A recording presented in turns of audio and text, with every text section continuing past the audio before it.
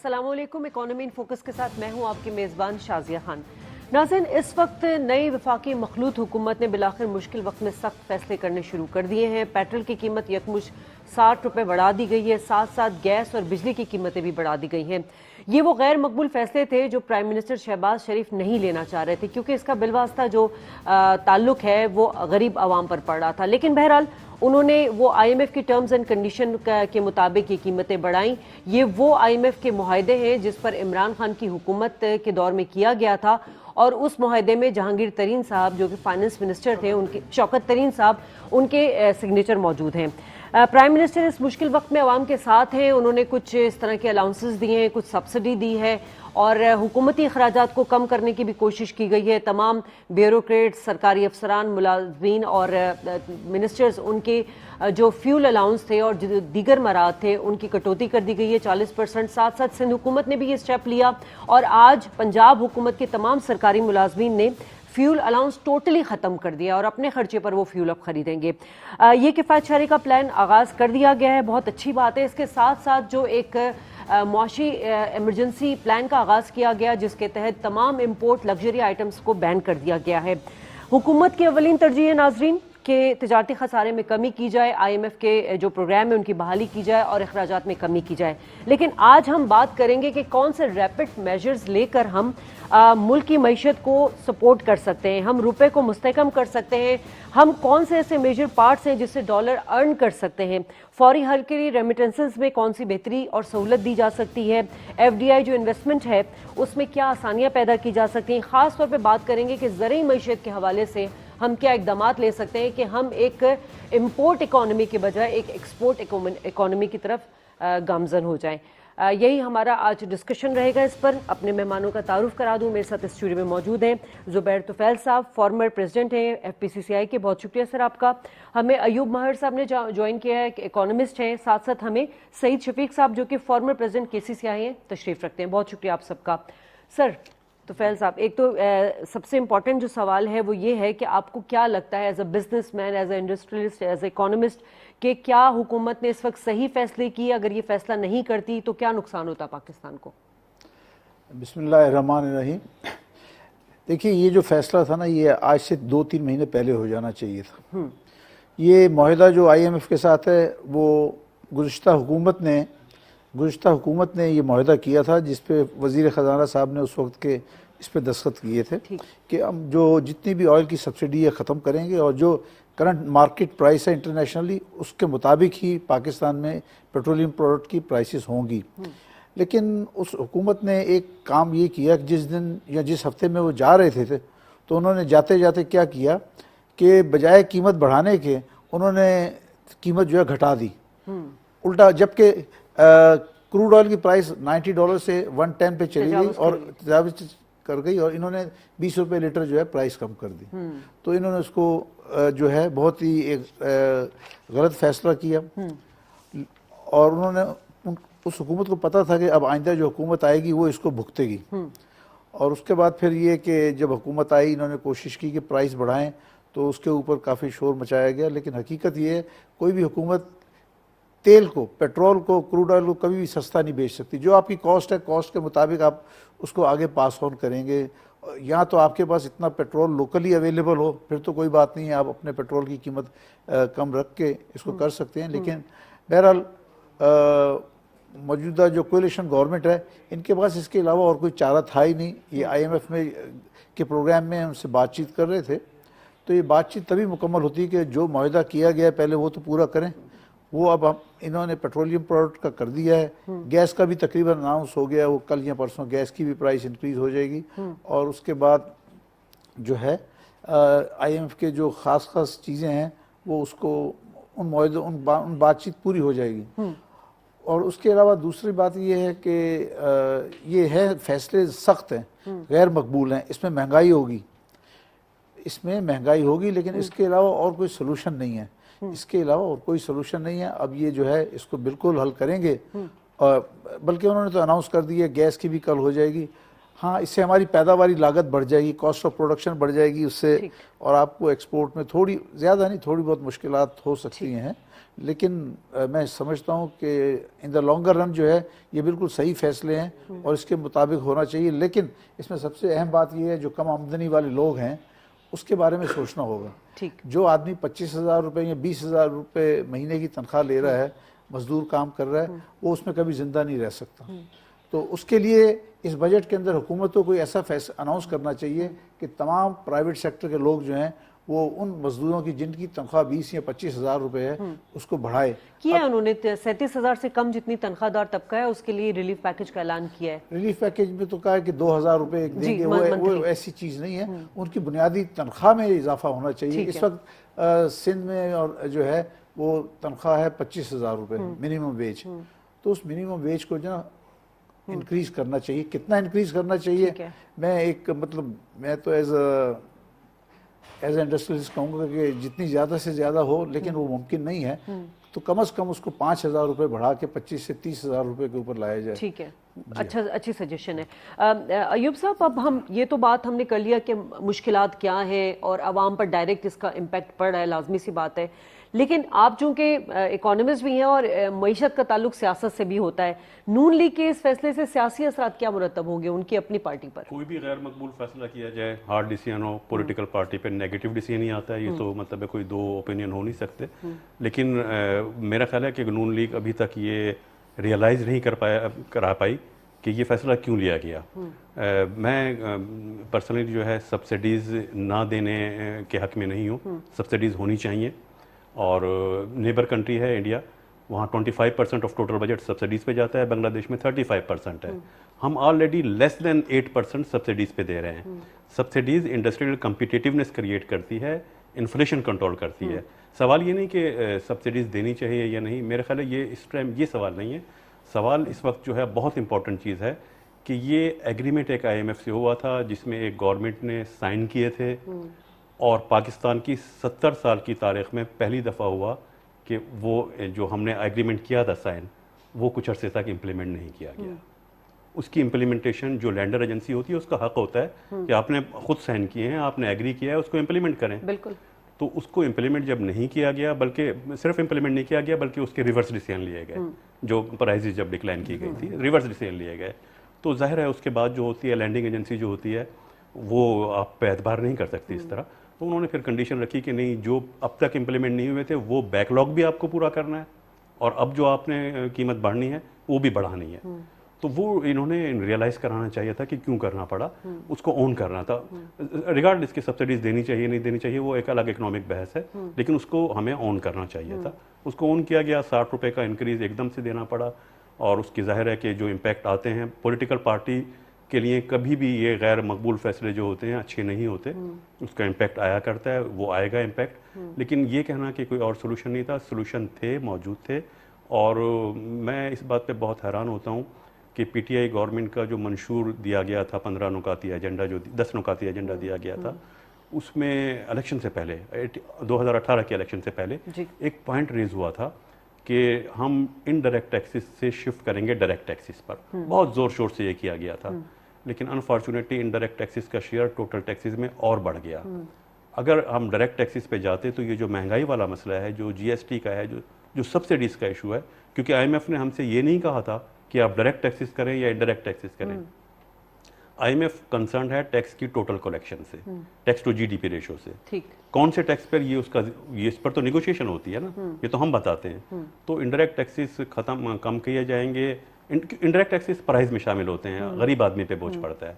ये direct taxes की बात कर रहे थे कि GST को हम कम करेंगे, इन्होंने कहा था, लेकिन GST बढ़ा है, GST की कलेक्शन बढ़ी है। टैक्स की कलेक्शन जो कहते हैं हम बढ़ी है, टैक्सेस की कलेक्शन बढ़ना इसलिए हुआ है कि इनडायरेक्ट टैक्सेस का शेयर बढ़ा है। दूसरे, जब प्राइस बढ़ती है तो GST तो प्राइस पर लगता है ना, प्राइस के हिसाब से। जब इन्फ्लेशन आएगा, रूपी डिवैल्यू होगा, तो इंपोर्ट ड्यूटी ऑटोमेटिक बढ़ जाएगी, क्योंकि इंपोर्ट ड्यूटी रुपीज़ में लग रही है। ठीक। GST की कलेक्शन ऑटोमेटिक बढ़ जाएगी जब चीज़ों की प्राइस बढ़ेगी। ठीक। तो वो कोई इतना बड़ा कारनामा नहीं कह सकते कि टैक्स की कलेक्शन बढ़ गई है, लेकिन बर्डन आवाम पे पड़ा है। ठीक है, सही साहब, ये तो वो चीज़ें थी जिसका हम बारहा सुन भी रहे हैं। एक सोल्यूशन दिया इन्होंने कि ज़ुबैर साहब ने कि हमें प्राइस बढ़ा दे, वो कि मंथली इनकम बढ़ा देनी चाहिए। سر اب سب سے بڑا مسئلہ معاشی فیصلہ کرنا، تیل کی قیمتیں بڑھانا نون لیگ کے لیے تھا، لیکن اس سے جو خسارہ ملک کو ہو رہا تھا، اب آپ کیا سمجھتے ہیں جو انیشیٹوز حکومت لے رہی ہے اس وقت؟ ایک تو یہ کہ فیول الاؤنس انہوں نے جو سرکاری اخراجات پر آ رہے تھے اس کو کم کر دیا ہے، جو آپ کی امپورٹ آئٹمز ہیں لگژری اس کو بین کر دیا گیا ہے، کیا یہی کافی ہے یا ہمیں کچھ ایسے ریپڈ میجرز لینے پڑیں گے جس سے ہماری ایکسپورٹ بہتر ہو؟ بسم اللہ الرحمن الرحیم۔ دیکھیں، بات تو میں آپ کے موضوع پہ کروں گا، مگر شاید آپ یہ محسوس کریں کہ میں موضوع سے ہٹ کر بات کر رہا ہوں، یقیناً ایسا نہیں ہوگا۔ دیکھیں، معیشت سے آپ کے معاشی مسائل کا تعلق ہے، اور معاشی مسائل جو ہیں وہ سماجی مسائل کو بھی جنم دیتے ہیں۔ آپ کو اس بات کا اندازہ ہو جانا چاہیے، ایک گھر کا بجٹ اگر 25,000 میں ایک آدمی کما کے لا رہا ہے اور اس کے اپنے گھر کا بجٹ پورا نہیں ہو رہا ہے، تو آپ یہ نہ سمجھیں کہ وہ تناؤ میں ہوگا، اس کا پورا گھرانہ تناؤ میں ہوگا، میاں بیوی کے تعلقات میں بھی جو ہے وہ بہتری نہیں ہوگی، بچوں کی اسکول کی فیس میں پرابلمز ہوں گی، یہ مسائل پھر جو ہے نا بڑھ کے کہیں اور جو ہے چلے جاتے ہیں۔ ہمارے یہاں بدقسمتی سے جو سیاسی معاملات چلے ہیں پاکستان بننے کے بعد سے، وہ تقریباً 1% آج ہمارا روپیہ دباؤ میں کیوں ہے؟ اس لیے کہ ہم نے اپنی معیشت کو قرض لے کر آگے بڑھانے کی کوشش کی۔ آج یہ جو آپ کا توازن ہے، بیسیکلی یہ آپ کی قرض کی ادائیگیوں کی وجہ سے زیادہ خراب ہے، کہ آپ کو اپنے قرضوں کی ادائیگیاں اور ان کی ایک ساتھ جو دینی ہوتی ہیں، اس کی وجہ سے آپ کی انکم جو ہے وہ اتنی رہ جاتی ہے، پھر آپ کی جو آمدنی ہے اس میں آپ کو کتنی چیزیں، اس میں ترقیاتی اخراجات ہیں، اس میں غیر ترقیاتی اخراجات ہیں، اس میں آپ کو آپ کا دفاعی بجٹ ہے، آپ کے وہ دیگر مسائل ہیں جو بعض اوقات قدرتی آفات کے سلسلے میں آپ کو وہ پیسے ایک دم پیدا کرنے پڑتے ہیں کہیں نہ کہیں سے۔ تو ان چیزوں کو دیکھیں، فوری طور پہ آج افغانی کرنسی ہم سے زیادہ مضبوط کیوں ہے؟ کیا افغانستان کی بہت زیادہ ایکسپورٹ ہے ہم سے؟ ایسا نہیں ہے۔ افغانی کرنسی اس لیے اسٹرانگ ہے کہ افغانستان کے اوپر قرضے نہیں ہیں اتنے پاکستان کے اوپر قرضے ہیں، ان کا روپیہ دباؤ میں نہیں ہے، ان کی کرنسی دباؤ میں نہیں ہے، ہماری کرنسی دباؤ میں اس وجہ سے کہ ہمارے اوپر قرضے ہیں۔ تو ہم دیکھیں، ریپڈ ہم جو کر سکتے ہیں، ایک تو ہمیشہ میرے ذہن میں یہ سمجھ میں نہیں آتی بات کہ لوگ روزگار کے لیے حکومت سے کیوں رجوع کرتے ہیں کہ جی نوکریاں دو، نوکریاں دینا حکومت کا کام نہیں ہے۔ نوکریوں کے لیے ماحول دینا ضرور حکومت کا کام ہو سکتا ہے، نوکری دینا حکومت کا کام نہیں ہے۔ آج ہمارے بچے پڑھ لکھ کر ڈگریاں لے کر گھوم رہے ہیں، ان کو ملازمتیں نہیں مل رہی ہیں، بے روزگاری بڑھ رہی ہے۔ ہم بہت ساری چیزوں میں بہت تیزی کے ساتھ آگے بڑھ سکتے ہیں۔ میں کئی فورمز پہ یہ بات کرتا رہا ہوں، آپ کے بھی 2-1 پروگراموں میں نے اس طرف توجہ دلانے کی کوشش کی ہے کہ دیکھیں آج دنیا ایک گلوبل ولیج بن گئی ہے۔ آپ ضروری نہیں ہے کہ پورا ایک کنٹینر بن کے یا کنٹینروں کی ایک پوری لاٹ بنا کے آپ اس کو ایکسپورٹ کریں، مختلف کموڈیٹیز آپ یہاں سے ایکسپورٹ کریں۔ آپ چھوٹی چھوٹی چیزیں پارسل کی شکل میں بھی اور $150 کی شکل میں بھی آپ ایکسپورٹ کر سکتے ہیں۔ اگر یہ اجتماعیت میں ہو تو آپ دیکھیں اس سے بے انتہا آپ کو آمدنی ہوگی۔ دوسرا، آپ کی سافٹ ویئر ایکسپورٹ، اس میں میں سمجھتا ہوں کہ بڑا پوٹینشیل ہے۔ آپ کے پاس ینگسٹرز کی ایک فوج ہے، اور پاکستان میں ٹیلنٹ کی کمی نہیں ہے۔ کوئی آدمی ایسا نہیں ہے مجھے جو آج تک ملا جو کہے کہ پاکستان میں ٹیلنٹ کی کمی ہے، ہمارے بچوں میں یا ہمارے نوجوانوں میں صلاحیت نہیں ہے، بے انتہا صلاحیت کے حامل لوگ ہیں۔ تو ہم نے اس طرف توجہ کرنی ہے۔ ہم امیڈیٹلی ہم اپنی آئی ٹی کی ایکسپورٹ کو بڑھا کے، اس کو سافٹ ویئر ایکسپورٹ کو بڑھا کے ہم فوری طور پہ ارن کر سکتے ہیں۔ آج بھی میں بار بار یہ کہتا تھا اور کہتا رہا ہوں اور اب بھی کہوں گا کہ ہم نے اوورسیز پاکستانیز کو انسینٹیوز نہیں دیے۔ بنگلہ دیش میں آپ جائیں، ان کے لیے جو ڈالر ملک میں لے کر آتا ہے، چھوٹی سی بات ہے مگر وہ اس سے پراؤڈ فیل کرتا ہے۔ اس کی گاڑی کی نمبر پلیٹ الگ ہوتی ہے، اس کو آئیڈینٹیفائی کر لیا جاتا ہے کہ یار یہ ملک میں یہ شخص جو ہے یہ ڈالرز لے کر آ رہا ہے اور ملک کی ترقی میں ایک رول پلے کر رہا ہے۔ تو اس طرح کے انسینٹیوز آپ اگر اوورسیز پاکستانیز کو دیں کہ یار یہ ہمارے ملک میں ریونیو لے کر آتا ہے، اور حکومت پھر یہ سیاسی عدم استحکام اور وجوہات، پھر کرپشن ایک بہت بڑی وجہ ہے کہ پاکستان میں کرپشن کا جو گراف ہے وہ نیچے نہیں آ رہا ہے۔ دیکھیں، میں پڑھ رہا تھا ایک جگہ، اور یہ تاریخی ایک واقعہ ہے کہ سیکنڈ ورلڈ وار میں جب برطانیہ قریب تھا کہ سریڈر کر دے، شکست نظر آ رہی تھی، اگر ایٹم بم نہیں مارتا امریکہ جاپان کے اوپر تو شاید یہ جنگ جو تھا یہ نازی جیت جاتے۔ تو بڑی خطرناک سچویشن تھی۔ ان کا جنرل جب آیا چرچل کے پاس اور آ کے اس نے کہا کہ جی، چرچل نے پوچھا ہاں بھائی کیا صورتحال ہے، تو جنرل نے بولا کہ سر ہماری صورتحال اچھی نہیں اور قریب ہے کہ ہم سرنڈر کرنے پر مجبور ہو گئے، مگر ہماری عدلیہ صحیح کام کر رہی ہے۔ جی وہی تو اس نے کہا آپ یہ بتائیں کہ ملک میں عدالتیں چل رہی ہیں، لوگوں کو انصاف مل رہا ہے؟ دیکھیں یہ ایک لیڈر کا ویژن جو چیز ہے نا، تو اس نے کہا ہاں سر عدالتیں چل رہی ہیں۔ وہ حیران تھا کہ میں بات کیا کر رہا ہوں اور یہ چرچل میرے سے کیا پوچھ رہا ہے۔ تو اس نے کہا عدالتیں اگر کام کر رہی ہیں, لوگوں کو انصاف مل رہا ہے, تو اس قوم کو کوئی شکست نہیں دے سکتا, ٹھیک ہے, اور شکست نہیں ہوئی. ٹھیک ہے. زبیر صاحب, اب مختلف ڈائمنشنز پہ بات ہو رہی ہے, پاکستانی روپے کی قدر میں کمی, آپ کیا سمجھتے ہیں, تجارتی خسارہ یا پھر غلط معاشی پالیسی؟ دیکھیے میں سمجھتا ہوں کہ جو ہماری امپورٹ اور ایکسپورٹ میں جو گیپ ہے وہ بہت زیادہ ہو گیا. ہماری ایکسپورٹ جو ہے تقریباً امپورٹ جو ہے قریب $75 بلین کے قریب پہنچ گئی ہے, اور ایکسپورٹ جو ہے وہ 30 کے قریب ہے. بالکل. چلیے 30 کے بعد آپ فورن ریمیٹنس پہ ملا لیں 34 بلین, تو بھی 63 ہوتی, پھر بھی نیٹ 12-13 بلین روپیز کا گیپ رہتا ہے. اس میں ابھی حکومت نے حال ہی کچھ دنوں پہلے کچھ پابندیاں لگائی ہیں, جو غیر ضروری اشیاء ہیں ان کی درآمد کے اوپر ڈیوٹیاں بڑھا دی ہیں, تو وہ بالکل صحیح فیصلہ ہے. اور جو چیز آپ کے ملک میں بنتی ہے اور وہ اتنی بنتی ہے کہ آپ کی 75-80% اس کی ضرورت پوری کر دیتی ہے, تو اس کو پھر باہر سے نہیں آنا چاہیے, اس کو روکنا چاہیے, یا اس کے اوپر ایکسٹرا ڈیوٹی لگا دیں. ایکسٹرا ڈیوٹی لگا دیں, خود بخود وہ ڈسکریج ہوں گے. اور دوسرا یہ کہ ایکسچینج کا ریٹ بھی اتنا زیادہ, پاک روپیز اتنا ڈیویلیو ہو گیا کہ وہ امپورٹ جو خود بخود مہنگی ہوتی چلی جائے گی, اور لوگوں میں اس وقت اتنی قوت بھی نہیں ہے کہ وہ یہ زیادہ قیمتوں کے ساتھ جو ہے ان امپورٹڈ اشیاء کو خرید سکیں. تو امپورٹ کو ڈسکریج کرنا چاہیے اور ایکسپورٹ کو انکریج کرنا چاہیے. جتنا جہاں تک بھی ممکن ہو سکتا ہے وہ اشیاء جو پاکستان میں بن رہی ہیں, مثال کے طور پہ کاریں ہیں نا, تو میں کہتا ہوں بڑی کاروں کی امپورٹ بند کر دیں, اور کچھ نہیں تو اچھا چیز اس پہ کہیں کہ 100% ایکسٹرا ڈیوٹی لگے گی. اب اگر کسی کو پھر بھی شوق ہے کہ وہ مہنگی کار کے اوپر بھی 100% ڈیوٹی دیتا ہے تو وہ دے لے.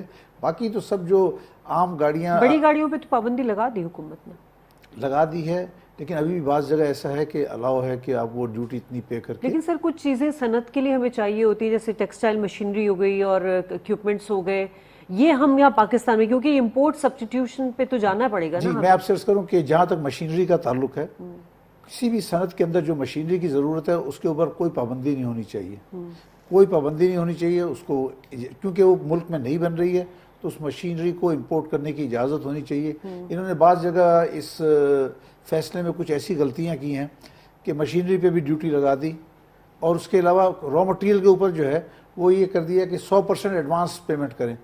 بھائی وہ را مٹیریل آئے گا, استعمال کرے گا, جس دن ایل سی کھلتی ہے, ایل سی کھلنے کے بعد کوئی مال جو ہوتا ہے وہ 4-5 ہفتے کے بعد شپ ہوتا ہے, اور پھر 4 ہفتے میں پاکستان پہنچتا ہے.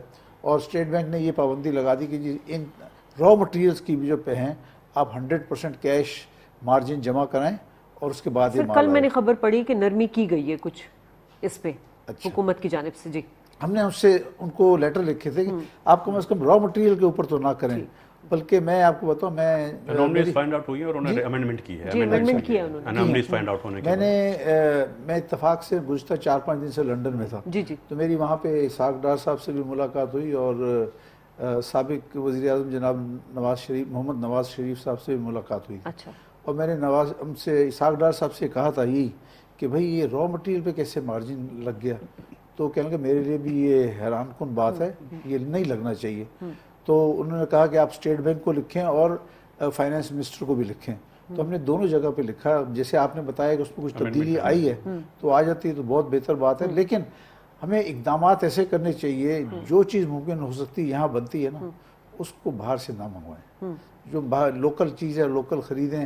پھر حکومت کے پاس فورن ایکسچینج نہیں ہے, آپ کس طرح سے کس ملک سے جا کے پیسے مانگتے ہیں, اور پیسے مانگنا کوئی آسان کام نہیں ہے. شہباز شریف صاحب نے پہلے بھی جب اپوزیشن لیڈر تھے چارٹر آف اکانومی کی بات کی تھی, پرائم منسٹر ہونے کے بعد بھی بات کر رہے ہیں, ابھی انہوں نے گرینڈ ڈائیلاگ کی بھی بات کی ہے. تو یہ جتنی بھی ہماری اکانومی ٹیم ہے یا جتنے ایکسپرٹ ہیں ہمارے, جتنے انڈسٹریلسٹ ہیں, ان سے ملاقات ہوئی تو اس میں بھی تو کوئی سجیشنز دی گئی ہوں گی. دیکھیے میں آپ کی اس بات سے بالکل اور اتفاق کرتا ہوں کہ چارٹر آف ڈیموکریسی اکانومی ہونا چاہیے. یہ بات آج سے کئی سال پہلے بھی کہی گئی تھی لیکن پھر ہوا نہیں. آج اس کا جو ابتدا ہے نا وہ موجودہ حکومت کو کرنا چاہیے. شہباز شریف صاحب وزیر اعظم جو ہیں ان کو چاہیے کہ انہوں نے آج اعلان کیا ہے کہ گرینڈ ڈائیلاگ کے لیے آئے لوگوں کو, اور ٹی وی پہ ان کا سنا ہے, تمام اسٹیک ہولڈرز کو بلائیں. دیکھیے ان کو چاہیے کہ تمام اسٹیک ہولڈرز کو بلائیں, اور خاص طور پہ جو بڑی opposition party P T I ان کو بلائیں.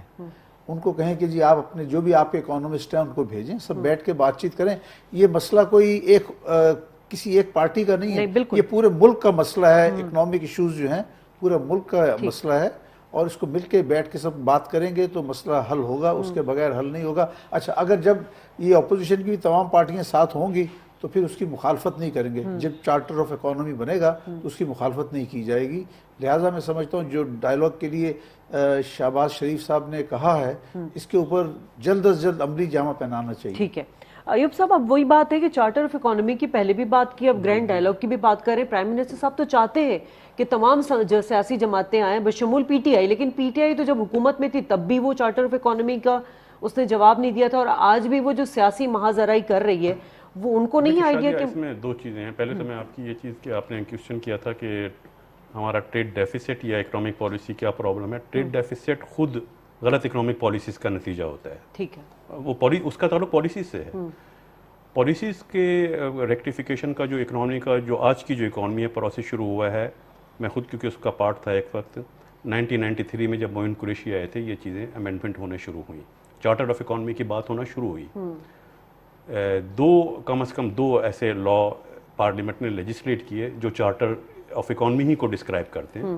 ایک 2005 میں آپ نے fiscal responsibility and debt limitation act تھا, یہ لیجسلیٹ ہوا. وہ چارٹر آف اکانومی ہے, اس پہ تمام پارٹیز کے سائن ہے. اس میں ہے کہ کتنا لون لے سکتے ہیں, کتنی کرنسی ایشو کر سکتے ہیں, ڈیفیسٹ کتنا کر سکتے ہیں, لمیٹیشنز ہے. دوسرا 2017 میں پبلک پرائیویٹ پارٹنرشپ ایکٹ پاس ہوا جس کی پرپوزل 1993 میں دی گئی تھی, وہ لیجسلیٹ 2017 میں ہوا. انفارچونیٹلی یہ دونوں جو لیجسلیشن ہے, دونوں لا ہیں, اس کی کسی بھی کلاس پہ کوئی سرے سے امپلیمنٹیشن نہیں, نیگلیجیبل ہے.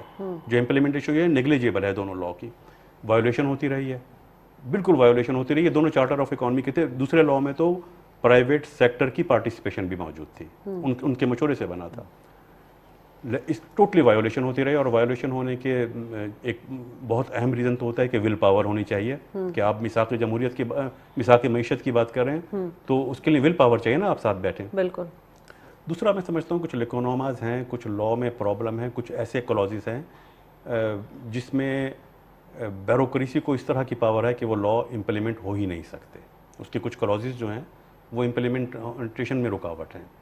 تو اگر ہم جب بات کر رہے ہیں آج چارٹر آف اکانومی کی بات کر رہے ہیں, ہم کہہ رہے ہیں کہ بیٹھ کر بات کرتے ہیں. اکانومی کسی ایک پارٹی کی نہیں ہے, کسی ایک شخص کی نہیں ہے, اکانومی ملک کی ہے, اسٹیٹ کی اکانومی ہے. جب ہم بات کر رہے ہیں تو میں اپنا وہ تجربہ بتانا چاہ رہا ہوں کہ 2 دفعہ جو تجربہ ہو چکا ہے, میثاق ہونے کے باوجود جو امپلیمنٹیشن نہیں ہوئے, اس کو ہمیں دیکھنا پڑے گا کہ اس کو ریویو کرنا پڑے گا کیا پرابلم آئی. اس پہ اگر حکومت امپلیمنٹ نہیں کر رہی, اپوزیشن کو بولنا چاہیے. اپوزیشن موجود ہوتی ہے, اپوزیشن نہیں ہے, جوڈیشری موجود ہے, سو تو وہاں بھی ہو سکتا ہے, وہ کیوں امپلیمنٹ نہیں ہو رہا. تو اب اس ٹائم مسئلہ یہ نہیں ہے کہ ساتھ بیٹھا جائے, کوئی دوبارہ چارٹر ڈیولپ کیا جائے. جو آلریڈی موجود ہیں, بہت اچھے لا موجود ہیں جس میں اس طرح کے پیرامیٹر ڈیفائن کر دیے گئے ہیں کہ آپ کی اکانومی جو ہے وہ ڈیٹ میں جا ہی نہیں سکتی. آپ کو ایسے اسٹیپ لینے ہوں گے, آپ کو آسٹریٹی معیار لینے ہوں گے, کس طرح کفایت شعاری کرنی ہوگی. پیٹرول کی کنزمپشن کم کرنے کی آج بات کر رہے ہیں نا, موجود ہیں, لا موجود ہے. وہ ہم کر نہیں پائے, وہ کیا پرابلم تھی, اس کو ہمیں ریویو کرنا. سر آپ صحیح صاحب کس طرح یہ میثاق معیشت کو دیکھتے ہیں, یہ جو پروپوزل دے رہے ہیں پرائم منسٹر صاحب؟ دیکھیں, میں تو ایک زمانے سے یہ سنتا چلا آ رہا ہوں کہ سب سے پہلے پاکستان, مگر انفارچونیٹلی بہت معذرت کے ساتھ, کیونکہ سب کے اپنے اپنے پولیٹیکل افیلیشنز ہوتے ہیں, تو میں جو دیکھتا ہوں وہ ایسا لگتا ہے سب سے پہلے نون لیگ, اس کے بعد پاکستان, سب سے پہلے پی ٹی آئی, اس کے بعد پاکستان, سب سے پہلے پیپلز پارٹی, اس کے بعد پاکستان. تو ہم اپنی سوچ کو جو ہے نا وہ ہمیں بدلنا پڑے گا. اب دیکھیں کاغذوں میں بہت ساری چیزیں ہوتی ہیں, لیکن اس بار نہیں لگ رہا, اس بار اس لیے نہیں لگ رہا کہ دیکھیں اتنی بڑی قیمتیں بڑھا دی تو یہ تو سیاسی خودکشی کے مترادف تھا نا نون لیگ کے لیے. نہیں وہ تھا, مگر آپ کے پاس اس کے علاوہ چارہ کوئی نہیں تھا. آپشن آپ کے پاس ایسا نہیں ہے کہ 2 آپشنز تھے, اس میں سے آپ نے ایک چوز کر لیا. آپ کے پاس تو آپشن ہی کوئی نہیں تھا. اگر یہ نہیں ہوتے, پی ٹی آئی کی گورنمنٹ ہوتی ازیوم کرنے, تو کرنا تو اس نے بھی یہی تھا, امپلیمنٹ کرنا تھا. تو ایک سیاسی داؤ ضرور, جیسے زبیر بھائی نے بتایا, سیاسی فائدہ تو پی ٹی آئی نے اٹھایا نا. نہیں, پی ٹی آئی نے اس کو دیکھیں, پرائم منسٹر عمران خان صاحب پہلے بول چکے تھے کہ یہ پچھلے سال جولائی میں میرے خلاف سازش کی گئی عدم اعتماد تحریک لانے کے لیے, اور لاسٹ ٹائم IMF سے ایگریمنٹ کرنے کے باوجود آپ نے اس کو پورا نہیں کیا. دیکھیں سیاسی غلطی جہاں ہوئی ہے میری تو سمجھ میں یہ بات آتی ہے کہ مجھے تو اس وقت یہ لگتا ہے, میری اپنی ذاتی فیلنگ ہے, ضروری نہیں آپ میں سے کوئی اس سے اتفاق کرے, مجھے تو لگتا ہے عمران خان کی گورنمنٹ کو ہٹانا نہیں چاہیے تھا. وہ خود بخود اگر یہ سیاسی اپنے معاشی معاملات جس طرف لے جا رہے تھے اس میں خود وہ غیر مقبولیت ہو جاتی, اور عوام جو آج اگر جو بھی ان کے ساتھ نظر آتا ہے وہ خود مخالف ہو جاتے نون لیگ نے اگر ڈیلے کیا ہے تو وہ دوسرے آپشنز پہ جانا چاہ رہے تھے, مگر وہی بات ہے کہ کوئی آپشنز بچا ہی نہیں تھا.